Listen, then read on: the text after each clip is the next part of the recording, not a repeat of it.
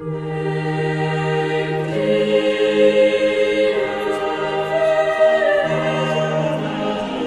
paróquia da Santa Cruz é um lugar que inspira a história, e o protagonista da que nós iremos contar continua por aqui.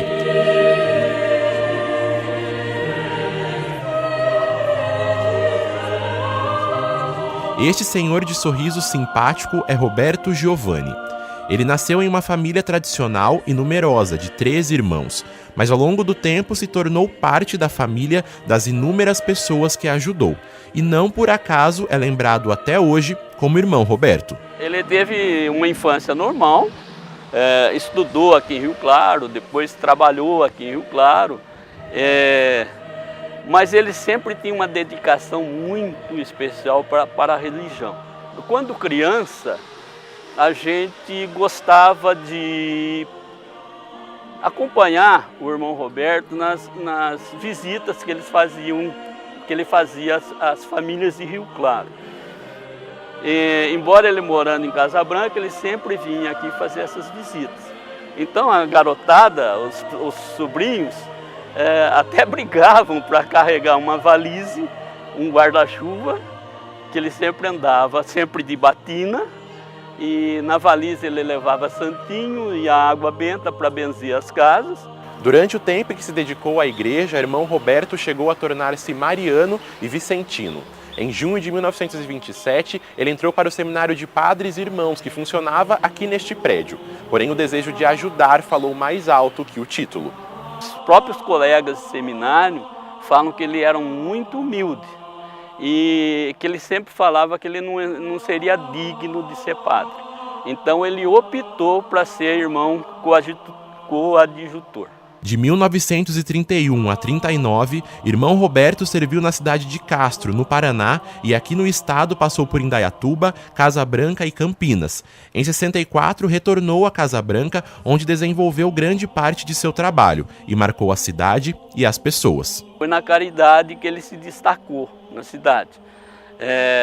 Chegou a um ponto dele ser considerado o anjo da bondade, o anjo do conselho e até o para-raio do povo. Ele atendia tanto os católicos como os não católicos, e não eram poucos que iam ter o conselho dele. Entre os aconselhamentos, surgiu o reconhecimento de um homem que também é um exemplo de fé para muitos. Geralmente, a época do compadre Donizete estava em Tambaú, ele era considerado milagroso, né? E muita gente de Casa Branca se deslocava, porque é perto, né, de Tambaú. E quando essas pessoas chegavam e falavam que é de Casa Branca, ele sempre falava para as pessoas: por que vim aqui tomar minha bênção, se em Casa Branca tem o irmão Roberto, que a bênção dele é tão boa ou até maior que a minha? As ações de ajuda, conselho e atos de bondade acompanham o irmão Roberto mesmo depois da sua morte em 94. Agora a história dele cruzou o Oceano Atlântico, chegou até Roma e abriu a possibilidade de beatificação de alguém que, por ser tão humano, está prestes a se tornar santo. O processo teve início em 2009, terminou em 2012. 2009 a 2012. Ele contém 700 páginas, onde você encontra todo tipo de documentação dele, testemunhas, são 46, e outros detalhes, os artigos que ele escrevia, os sinais de santidade que ele tinha. Nós estamos exatamente nesse ponto, nessa apresentação. O Papa que entra numa listagem, não é só nós que estamos lá de servo de Deus, Roberto Giovanni, só no Brasil tem mais ou menos uns 80. Antes que chegue a aprovação, eles abrem então o caminho para um milagre, 1 ou 2 milagres, sobre divulgação e quais são os milagres que ele fez, que chama a atenção.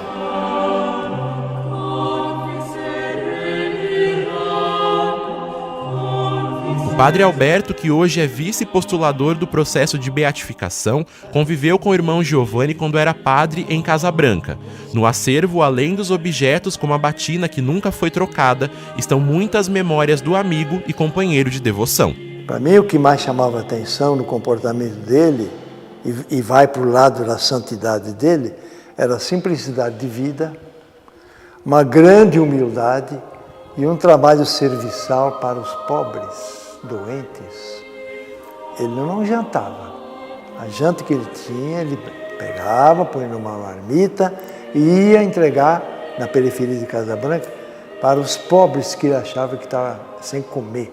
Não era uma coisa assim que passou, passageira, um ano ele fez. Não, ele fez a vida toda isso aí. Essa é a simplicidade de vida dele.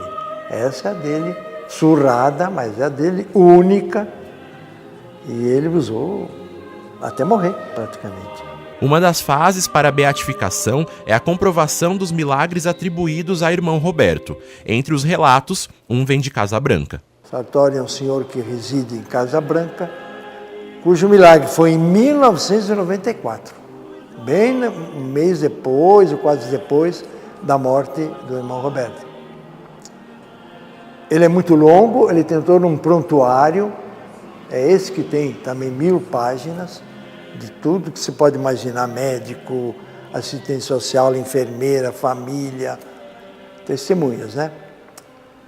Ele está pronto. O que é que você faz agora esse milagre? Você vai ter que ter um perito leigo, neutro, que vai dizer, olha, esse milagre a ciência não explica. Esse fato a ciência não explica. E quando esse perito de Itararé, doutor Fernando, pegou a matéria, ele se incumbiu de avisar um colega dele que ele estudou lá em Harvard, nos Estados Unidos. O colega se interessou, pediu uma minuta e em julho eles vão se reunir com uma comissão deles lá, todos peritos em câncer de axila esquerda, que é o caso do Sartori, e para ver, para confirmar. Ele está vivo 25 anos, ele não teve nenhuma sequela, está ótimo, está bem de saúde, tudo bem. Vamos ver o que eles vão dizer lá. Feito isso, eles fazem um laudo, em nome de todos eles, a gente agrega um milagre e manda para a Santa Sé. Isso faz com que, tanto as virtudes como o milagre, o Papa emite um decreto de beatificação. A beatificação é o primeiro passo para ele ser exposto no altar, culto público, no Brasil. Feito isso, leva 1 ano, 2 lá, você tem um outro milagre para levar e eles vão então canonizar o irmão Roberto. Todo o processo deve ser finalizado até o ano que vem. Enquanto isso, familiares e amigos continuam contando a história do filho da Dona Severina, que também se tornou filho de Rio Claro, Casa Branca e todos os lugares por onde passou. A emoção é muito grande, mas nos traz uma responsabilidade também maior. Mas nós temos certeza que ele será canonizado.